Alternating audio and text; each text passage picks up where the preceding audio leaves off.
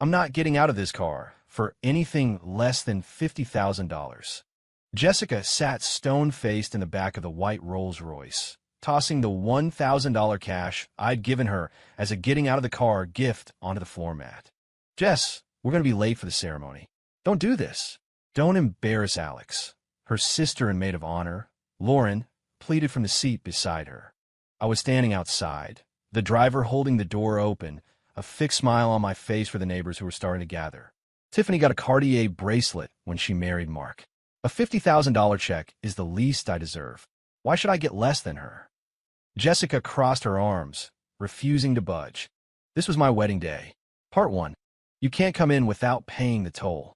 A group of bridesmaids, led by Jessica's best friend, Tiffany, blocked the front door to the Miller's house. Tiffany was the loudest, her voice practically echoing down the quiet suburban street. I signaled to my best man, Ben, who pulled out a stack of envelopes we'd prepared.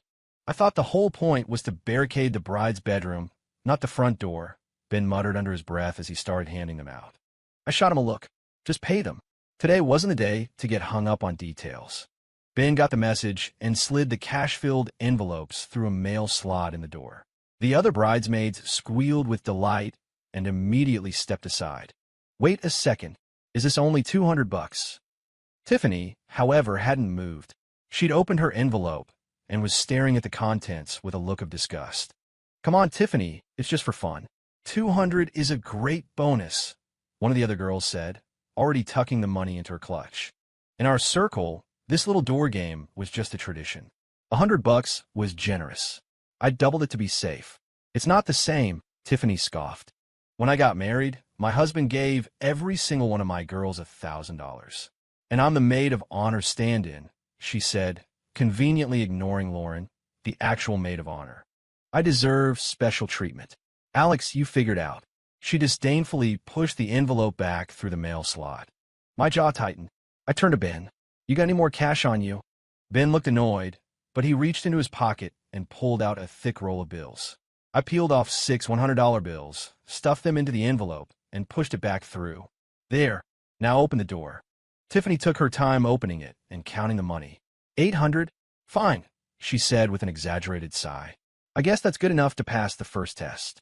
The door finally swung open, and Ben and I breathed a sigh of relief. The groomsmen and I flooded into the house, carrying flowers and gifts. The living room was packed with Jessica's extended family, a sea of aunts and uncles I barely recognized. Mr. and Mrs. Miller walked me around the room, making introductions.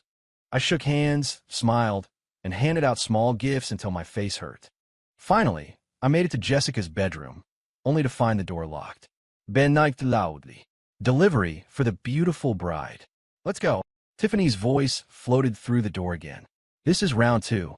You want to see the bride? You know the drill. Show us the money. Ben's patience was wearing thin. We just gave you money. That was for the front door, Tiffany retorted. You ate breakfast this morning, didn't you? Does that mean you're skipping lunch? Ben clenched his jaw, but for my sake, he kept his mouth shut. I started pushing the smaller, pre-made envelopes through the crack under the door. For a moment, all I heard was happy laughter from the bridesmaids. Then, Tiffany spoke up again. Seriously? Another $200? Alex, you're so cheap, you squeak. Are you trying to pay off a beggar? I don't want this. An envelope slid back out. That's enough, you guys. It's supposed to be fun. Lauren's voice came from inside. She was in there with Jessica, helping her get ready. I sighed and pulled out another $500 from Ben's dwindling cash supply, adding it to the envelope. But Tiffany just pushed it back out again. It's not about the money. It's about the sincerity, she announced. And this just feels insincere. I was at my wit's end. I looked desperately at Jessica's parents for help. Her mother just smiled. Oh, Alex, don't listen to them. Just give them a little something. She then stage whispered to me. Just make it an even 1,000. It's fine. She turned and yelled toward the door. Tiffany, sweetie, stop teasing Alex. That's enough now.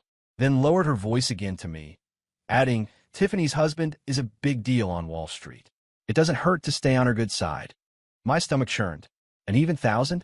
I saw the other guests watching me, their eyes full of expectation. My pride got the better of me. I added 3 more bills and pushed the envelope back under the door. Tiffany finally opened it, but not without a parting shot. Her mom's going easy on her son-in-law. If it were up to me, I'd be asking for 10,000. 10,000? You might as well just rob me, I thought. But the door was open, and I saw her. Jessica, sitting on her bed in her wedding dress, looking like an absolute angel. In that moment, all the frustration melted away. Tiffany handed me a sheet of paper. Your pre-vows. Read them. Loudly. It was the usual stuff. I'll always love you. I'll never make you sad. I'll do all the chores. All my money is your money. Cheesy but harmless. We played a few more silly games while the videographer filmed everything.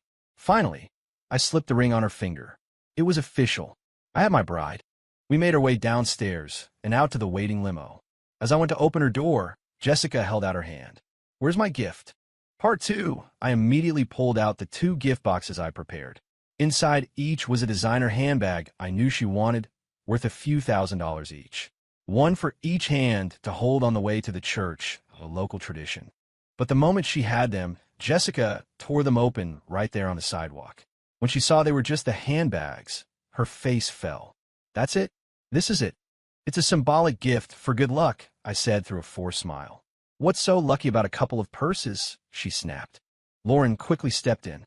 Jess, it's your wedding day. Don't talk like that. No, Jessica said, shaking her head. This is too cheap. I'm not getting in the car. Ben quickly pulled the videographer aside, offering him a cigarette and quietly telling him to make sure this part didn't make the final cut. The videographer lit up and chuckled. Don't worry, man. This is nothing. I know what to keep and what to cut. A crowd of her family's neighbors was forming. Don't make a scene, I whispered urgently. She glared at me. Who's making a scene? I took a deep breath. Okay, what do you want? When Tiffany got married, Mark gave her a Cartier bracelet that cost 50 grand, she said coldly. I can't have less than her, can I? My eyes shot to Tiffany, who was standing nearby, looking smug. Why would she tell Jessica that right before her own wedding? Every family is different, Lauren argued. Tiffany's husband is a hedge fund manager, and they talked about that gift beforehand. I don't care. Jessica cut her off. I want $50,000. I took another deep breath and walked over to Ben. You gotta be kidding me, Ben said, his jaw tight. Good thing I went to an ATM this morning, or we'd be completely screwed. Where are we supposed to find that kind of cash right now? As he counted out what he had, he asked, Alex, didn't you guys talk about any of this beforehand? I asked her family. I grumbled. They said they didn't have all these crazy traditions. I never thought she'd pull something like this. Ben handed me a thick bundle of cash wrapped in a rubber band. It was everything he had, maybe 10,000. It has to be that friend of hers, Tiffany. She's been whispering in Jessica's ear all day. I didn't say anything. I just walked back to Jessica and handed her the cash. Here, is this better?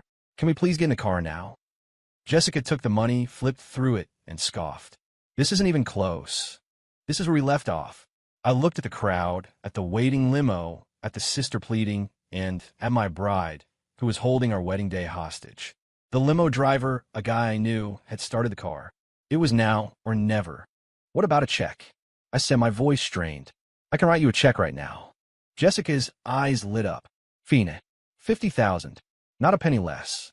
I got in the limo, pulled out my checkbook from my suit jacket, and wrote it out, my hand shaking with a mixture of anger and humiliation. I handed it to her. She examined it closely, then finally, with a smug little smile, she got into the limo. I slid in beside her, and Lauren got into the front passenger seat. As the limo pulled away from the curb, a string of firecrackers her father had lit went off behind us. The celebration had begun. On the way to the venue, Jessica must have sensed my anger. What? She said defensively. Are you mad I asked for a little money? I was furious, but I managed a tight smile. No. From the front seat, Lauren turned around. You two are getting married today. You should be smiling. A happy wedding day means a happy life. I looked at Lauren and thought, your sister could learn a thing or two from you. The motorcade pulled into the parking lot of the venue. As soon as we arrived, more firecrackers went off. I got out of the car, and our waiting guests immediately surrounded me, clapping me on the back and offering congratulations. I thanked them with a smile, while my cousin handed out cigars and party favors. When I walked over to open Jessica's door, the scene from the beginning of this story unfolded. I'm not getting out of this car for anything less than $50,000. He stared at her, confused. I just gave you a check for 50,000. She held it up. This isn't cash. Tiffany said cash. Her getting out of the car gift was cash. I want cash. Lauren and I tried to reason with her, but it was no use. Jessica wouldn't move. My mom and the rest of our guests, who had been waiting inside, started to wonder what the holdup was. They came outside to see what was going on. When they heard Jessica's demand, my mom's face fell. With so many people watching, she forced a smile. Let's just go inside. We'll get you the cash later, I promise. Jessica didn't even look at her. A promise isn't a gift. I want it now. I had been holding my anger in check all day, but this was the last straw. Are you going to get out of the car or not? My anger only seemed to fuel hers. No, I'm not. I took a deep breath, my voice dangerously low. Do you even want to get married today? Jessica laughed, a cold, ugly sound. Don't threaten me. Without that money, if someone else wants to marry you, they can have you. Because I won't. Lauren jumped out of the car. Jess, you can't say things like that. Don't you tell me what to do. Jessica sneered. Tiffany was right. Her gift was 50 grand in cash. Lauren's face crumpled in frustration. Why do you keep comparing yourself to her? Why shouldn't I? Am I uglier than her? Am I not as good as her? My mom tried to play mediator. Jessica, honey, we'll get you the money. But where are we supposed to get that much cash on a Saturday afternoon? Jessica ignored her completely. Not my problem. That's your family's problem. The neighbors and guests were starting to whisper amongst themselves. An older woman tried to help, leaning into the car window. Sweetheart, it's your wedding day. You don't want to miss this ceremony. It's bad luck. Yes, sis, come on, don't do this, Lauren pleaded. Jessica's face turned to stone. Whose sister are you anyway? Why are you always on his side? That was it. I'd had enough. I spoke in a dead, calm voice. I'm asking you one last time. Are you getting out of this car? And I'm telling you for the last time, she sneered, no cash, no bride. Then do you even want this wedding? I repeated, my voice rising. My mom pulled me aside. Don't say things you'll regret. Everyone is watching. But Jessica was unflustered. She sat back against the leather seat. Maybe I don't. Go ahead, call it off. Who are you trying to scare? Driver, let's go. The driver, a friend of my dad's, looked at me mortified. He tried to reason with her. Ma'am, with all due respect, I've driven for hundreds of weddings. I've never heard of a bride demanding 50 grand in cash to get out of the car. Jessica shot him a venomous look. Just because you haven't seen it doesn't mean it doesn't happen. What would a driver know about anything? Just shut up and drive. The driver's face turned red. Excuse me?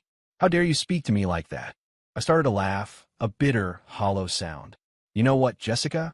Your family insisted we have the wedding before we signed the marriage license, just to see how much money my family would put up. Fine. The initial agreement was that my family would contribute $100,000 for a down payment on a house. I said yes. Then, you suddenly needed $200,000. My mom and I had to borrow from friends and family to make it happen. And today, your friend has been shaking me down for money like she's never seen a dollar bill in her life. I put up with all of it, and now you pull this. As I spoke, the whispers from the crowd grew louder, their gazes turning from me to Jessica, now filled with judgment. But she was beyond shame. Tiffany's family doesn't need money. Her husband could drop more than you make in a year and not even notice. And it's perfectly normal for the groom's family to contribute to a house. Who gets married without that? If you don't have money, why are you even getting married? You should just stay single forever. Lauren, now frantic, tried to open the door from the outside. Jess, please, just get out. Jessica threw her bouquet, hitting Lauren in the chest. Why are you so invested in this? Whose side are you on? If you want to marry him so badly, you do it. I'm done. This wedding is off. Lauren, stung by her sister's words, snapped. Fine, you said it. I will. Everyone froze. I stare at Lauren, speechless. In one swift motion, Lauren reached into the car, yanked the veil off Jessica's head, and placed it on her own. She then walked over to me and linked her arm through mine. Let's go. Let's get married. Dressed in her simple bridesmaid gown with a flowing white veil, she looked, for a shocking second, exactly like a bride.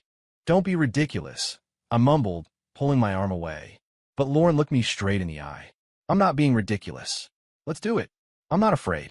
I was stunned, unsure if she was serious or just saying it out of anger.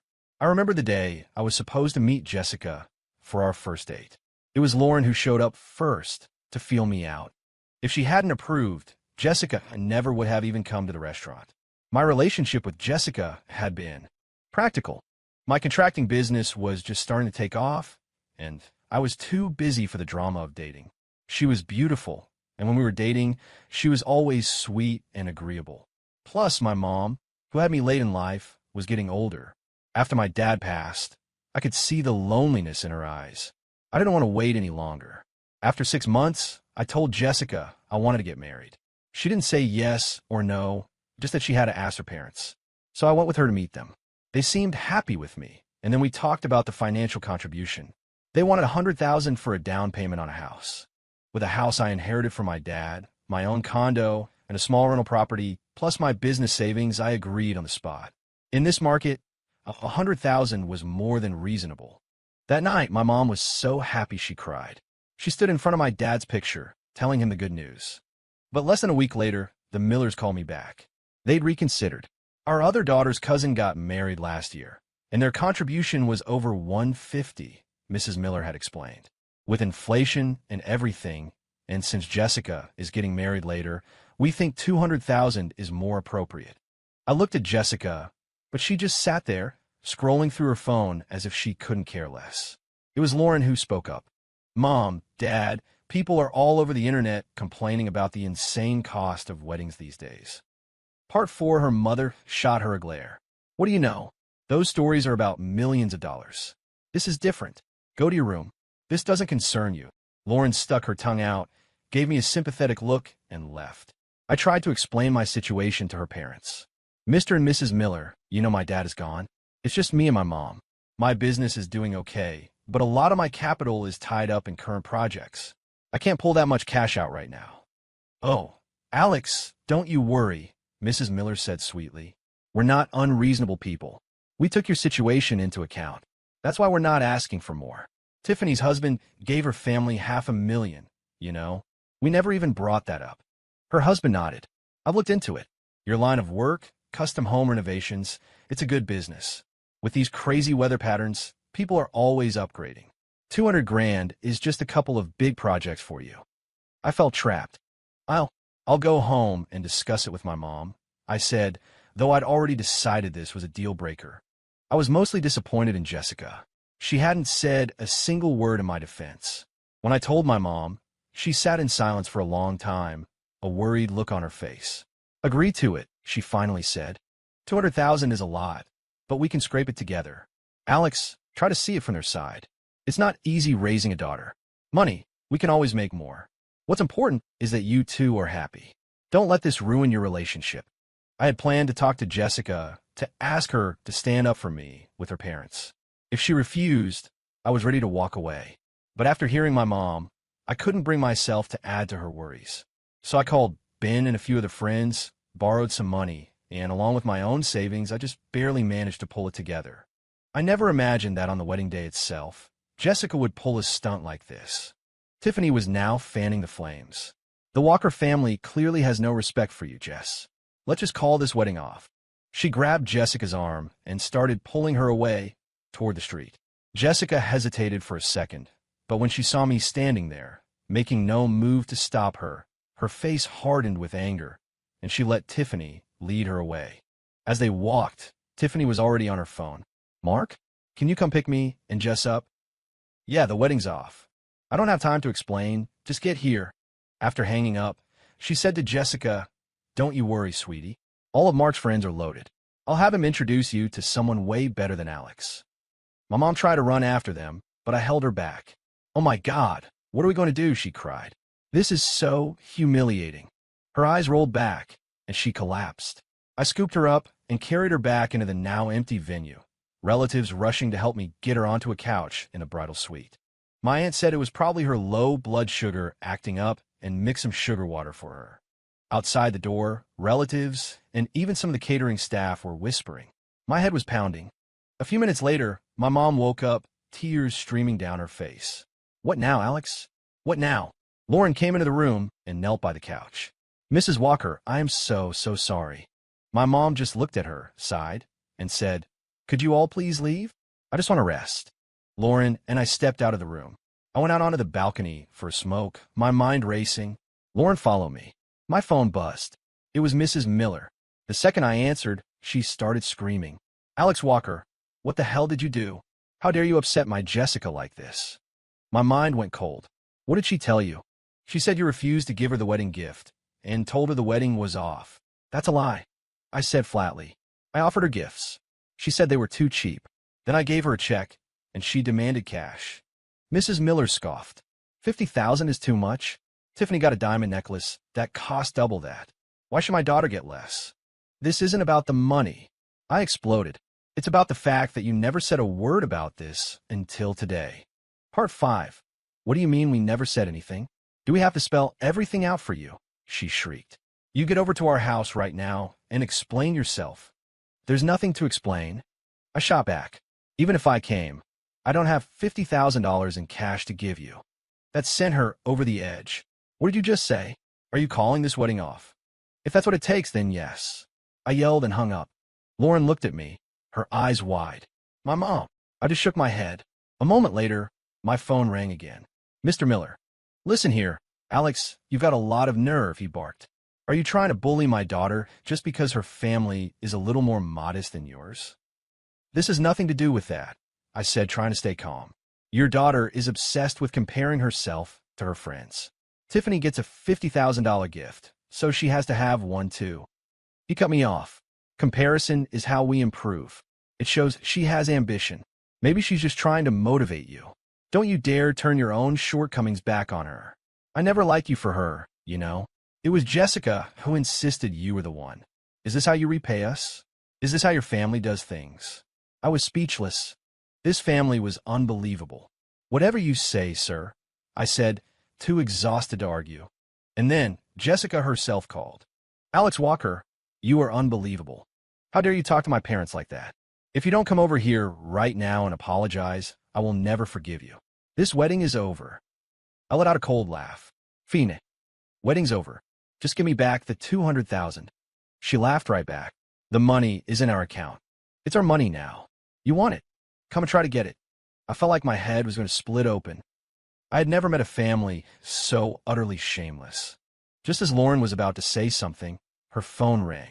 Her face changed. Shoo, she whispered to me. It's my mom.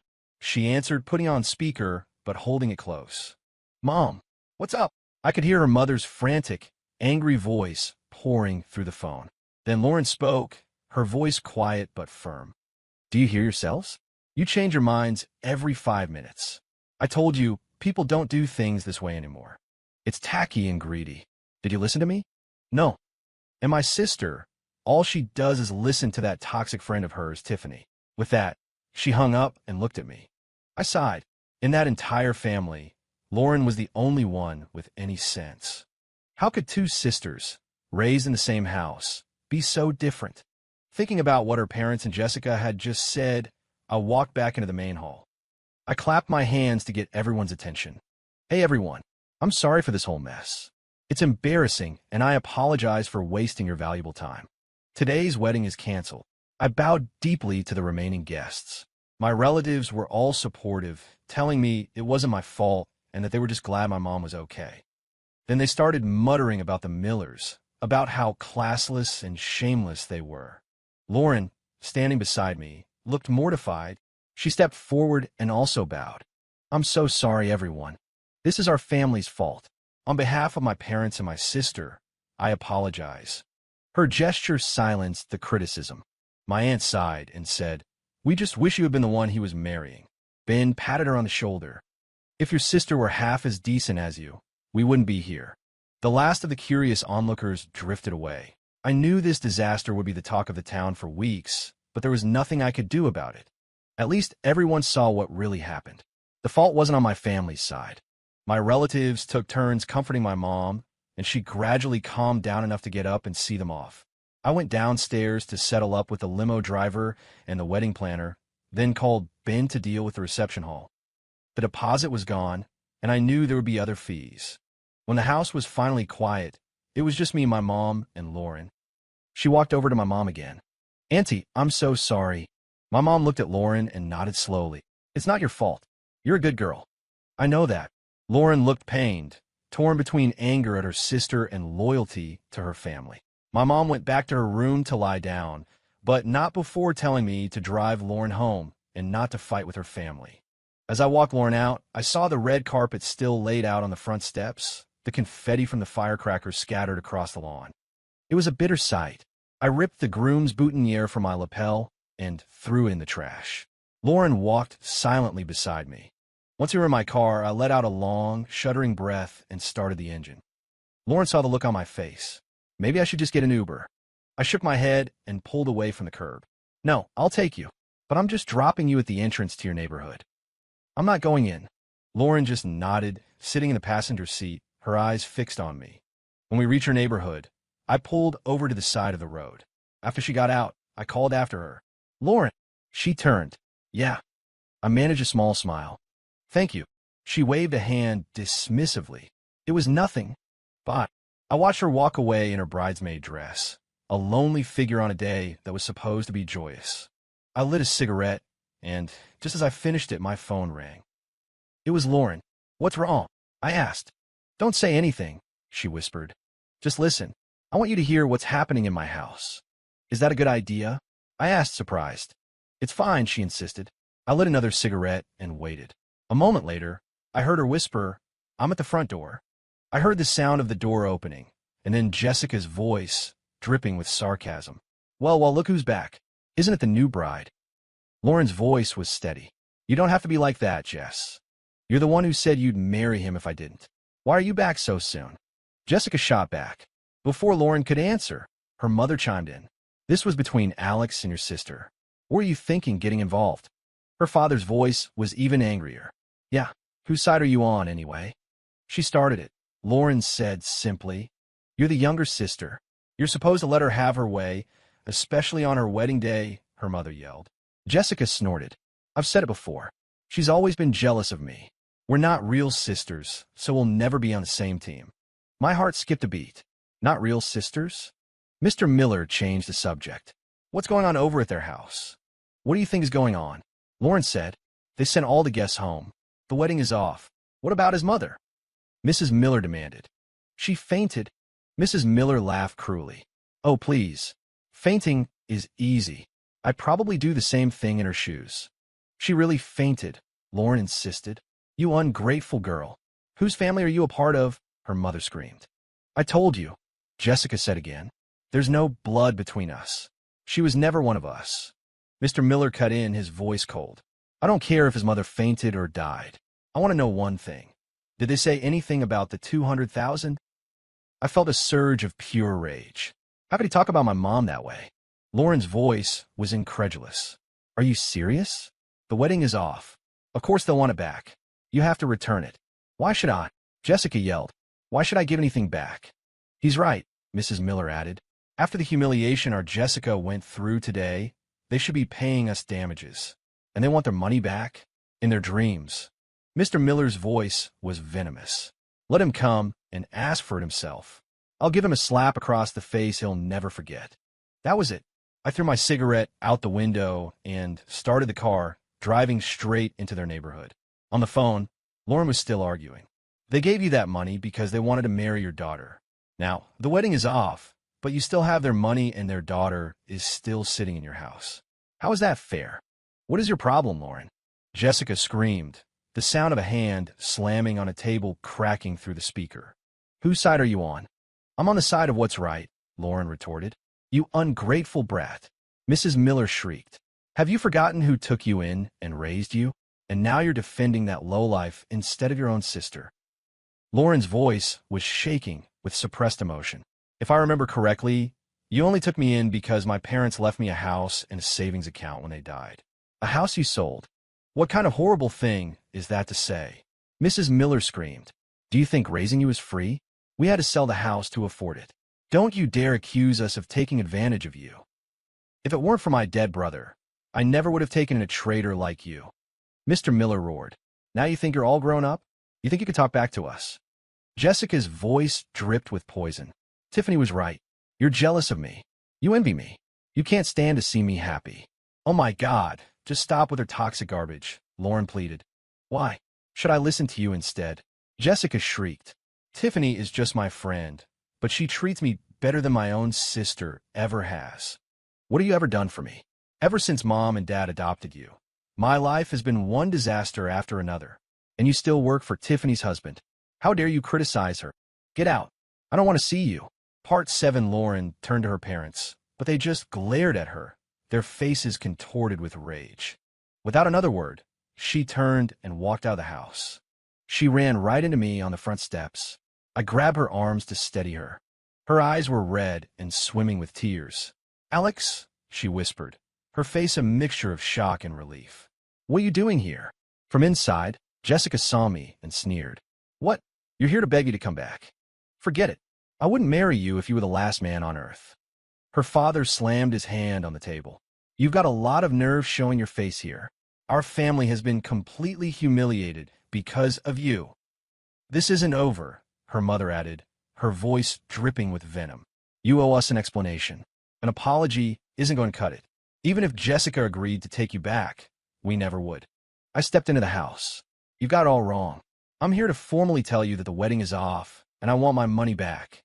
Mr. Miller grabbed a dining chair and hurled it at me. "You little bastard. You have the audacity to demand anything." I dodged, and the chair smashed into a glass partition, sending shards flying everywhere. "Honey, don't," Mrs. Miller cried, rushing to his side. "He's not worth it."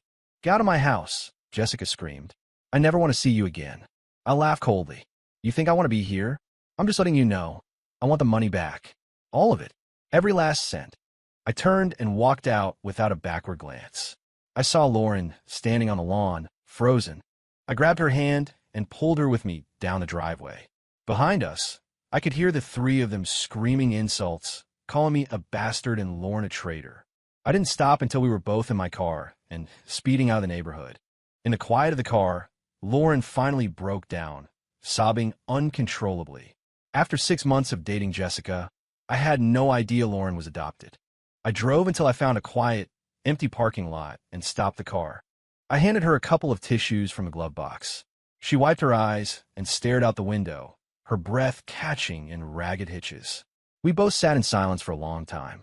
"So you and Jessica aren't real sisters?" I finally asked. She shook her head. "No, my birth parents were my uncle's older brother and his wife. So, I guess I'm her cousin." "That makes sense," I said. "You two look a little alike. I never would have guessed." She shrugged. "We do. I don't see it." I took a good look at her. They had a similar facial structure, the kind of resemblance you'd expect from cousins. But Lauren was taller, with a completely different build. She was a different kind of beautiful. The first time I met her, I'd honestly thought she was the one I was there to meet. She'd been so warm and funny, saying all these great things about Jessica to build her up before she arrived. "What happened to your parents?" I asked gently, remembering bits of the phone conversation. "When I was 8, we went on a road trip for summer vacation," she said, her voice flat. "There was an accident. They died instantly. My mom, she shielded me with her body. If she hadn't, I would have died too." She lifted the hem of her bridesmaid dress. "See, I still have the scar." A pale, several-inch-long scar ran along her shin, faded but still visible. "I always knew," she continued, "that if my parents hadn't left behind some money and a house, they never would have taken me in. I always knew." I sighed. "Jessica always seemed so nice to you." Lauren let out a bitter laugh. "That was all for show. In front of other people, they never mentioned I was adopted. But at home, anytime I did something they didn't like, it was always, 'We should have never taken you in.' I've heard it so many times it doesn't even hurt anymore." Part 8, I took a deep breath. In the 6 months I knew Jessica, I had never seen this side of her family. If I had known, no matter how beautiful she was, I never would have gotten involved. "So what are you going to do now?" I asked. She shrugged. "It's fine. I've been saving up money for years. I'll just rent an apartment. I wanted to leave that house for a long time. I was just waiting until after the wedding. I guess today just forced my hand. Even if they hadn't kicked me out, I would have left." I nodded. "Good. That's not a healthy place to be. It's better to be out of there." She let out a long sigh. "Actually, I should thank you. If it weren't for what happened today, I never would have had the courage to confront them.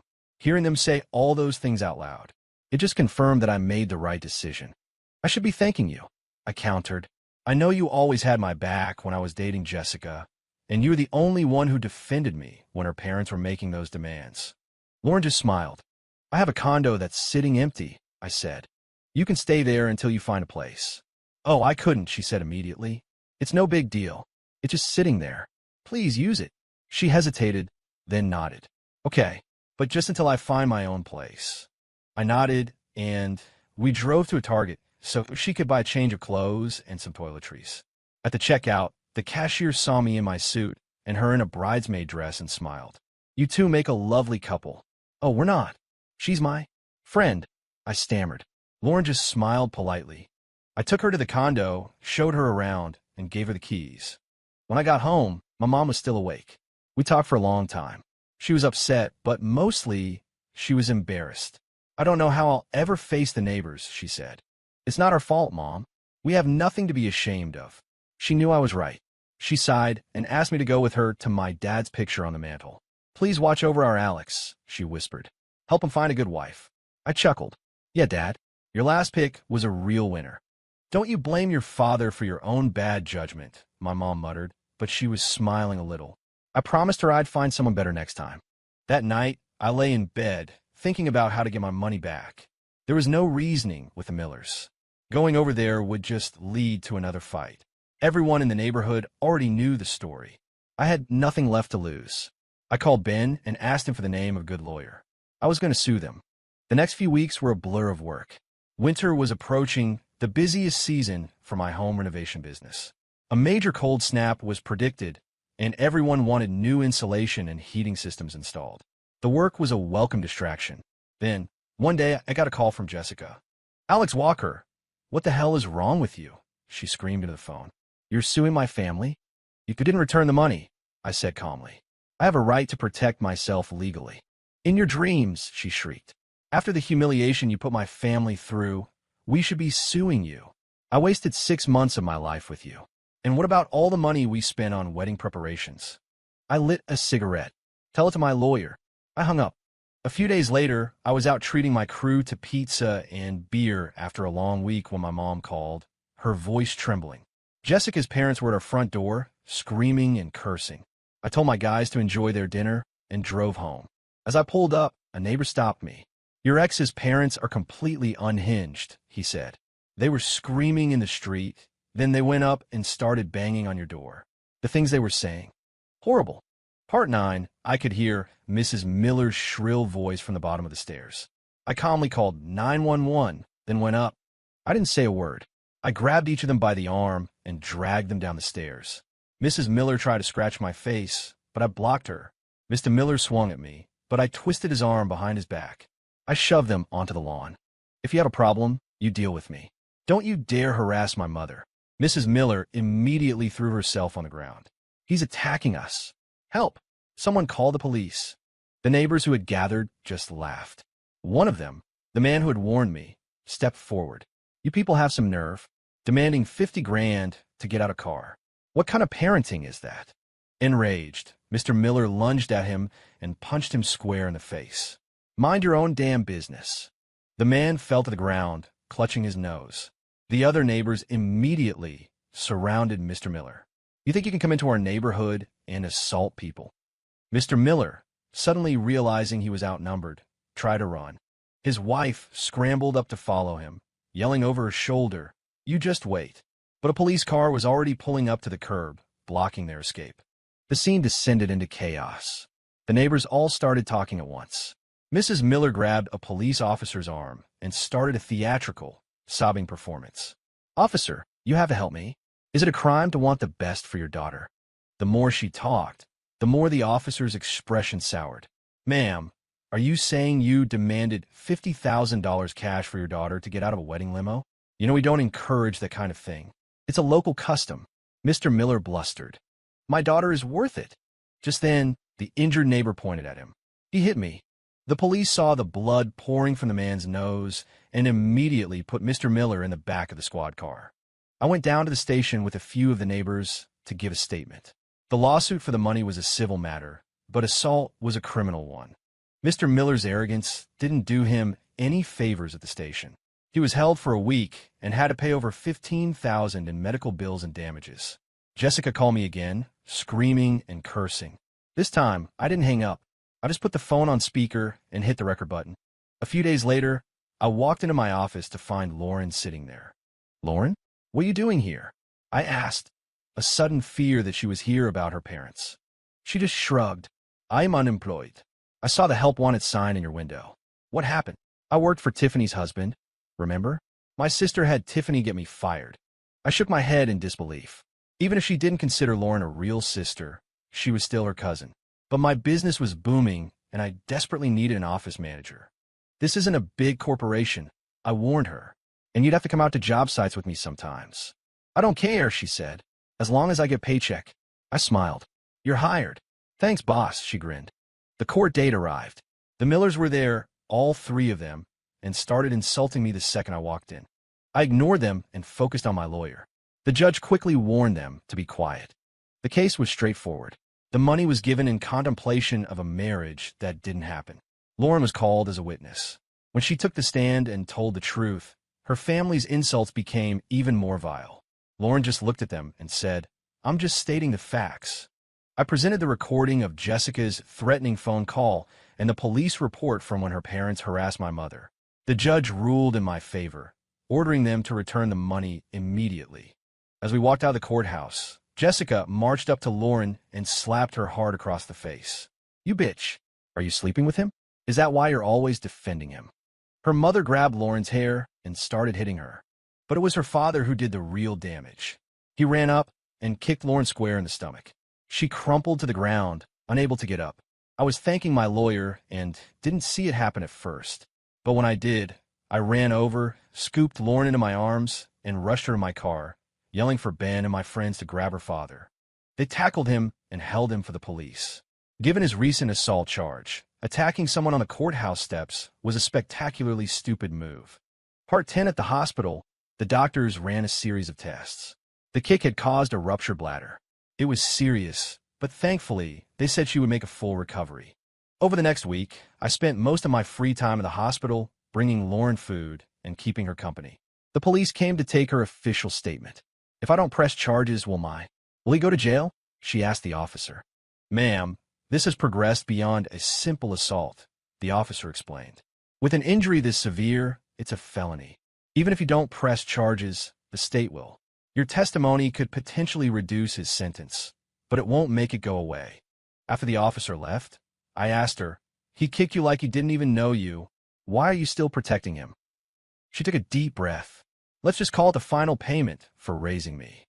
In the end, thanks to Lauren's request for leniency, her father was sentenced to only 8 months in prison. He showed no gratitude. As he was led away, he pointed at Lauren and screamed, "Traitor!"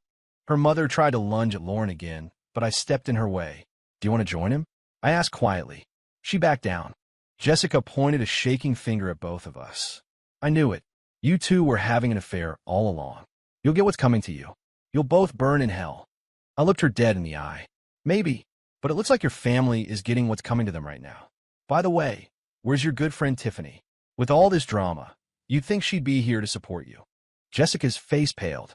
I'd heard from a client who knew Tiffany that her husband's hedge fund was in trouble. He was taking his stress out on her, and she couldn't leave because her entire family was financially dependent on him. Jessica just started screaming incoherently. I ignored her, gently helping Lauren to her feet and leading her away. I was worried about Lauren staying alone in the condo while she recovered. I talked to my mom, and we agreed she should come stay with us. Of all the Millers, my mom said, Lauren is the only one who's a decent human being. Lauren was hesitant. "I don't want to be a burden." "You're not a burden," I said. "Just focus on getting better." As we drove back to my house, she asked me, "Why are you being so nice to me?" I was caught off guard and didn't know what to say. She looked at me, her gaze intense. If I had really offered to take my sister's place that day, would you have married me? I still couldn't find the words. I lit a cigarette.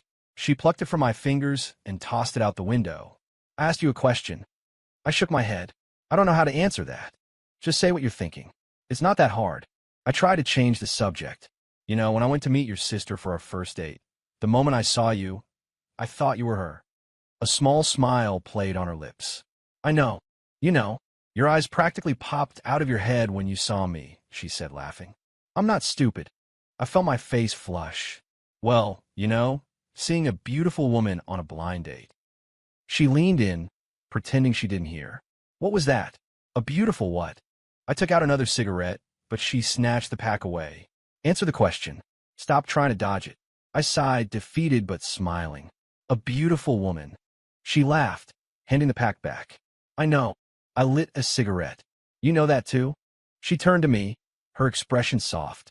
Tell me, if I had been the one you were set up with from the beginning, what do you think would have happened? I shook my head. I don't know. With your parents, the result probably would have been the same. Excuse me, she said, playfully offended. I'm not Jessica. She listens to everything her parents and her friends say. I have a mind of my own. Thank you very much. I smiled. I know. She held out her hand. Hi. I looked at her, confused. What? Hi. She repeated, her hand still extended.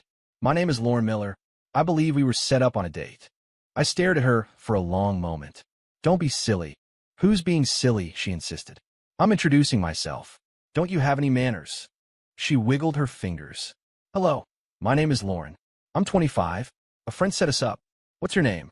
I looked at her outstretched hand, and finally, a real, genuine smile spread across my face. I took her hand in mine. My name is Alex Walker. I'm 27. It's a pleasure to meet you. Our hands clasped together, and we both burst out laughing. Epilogue. Living under the same roof, Lauren and I fell into a comfortable, easy rhythm. It didn't take long for us to fall in love. My mom was a little hesitant at first. He didn't marry the older sister, so he married the younger one. What will the neighbors say? Lauren just smiled and told her, Auntie, it's the 21st century. Besides, I have no relationship with that family anymore. My last name is Miller, but it's my birth father's name. My mom adored Lauren, and soon, any awkwardness faded away. Strangely enough, as soon as Lauren and I got together, my business took off like a rocket. She was my good luck charm and my best partner, her charm and intelligence winning over client after client. We decided to get married the following year. Jessica heard about it somehow and tried to cause a scene in my office, but a simple threat to call the police sent her running. I wasn't worried. My employees knew the whole story, and they all loved Lauren like a sister. Later, I heard through the grapevine that Mr. Miller got into another fight in prison and had his sentence extended. Jessica, desperate, tried to ask Tiffany and her husband for help. After a drunken dinner, she ended up in bed with Tiffany's husband and got caught. The two women had a vicious fight, and Jessica ended up with scratches all over her face. She tried to use the affair to leverage a position as his new wife, but he was just playing with her. He had no intention of divorcing Tiffany and splitting her family's assets. After that, I never heard another word about Jessica Miller.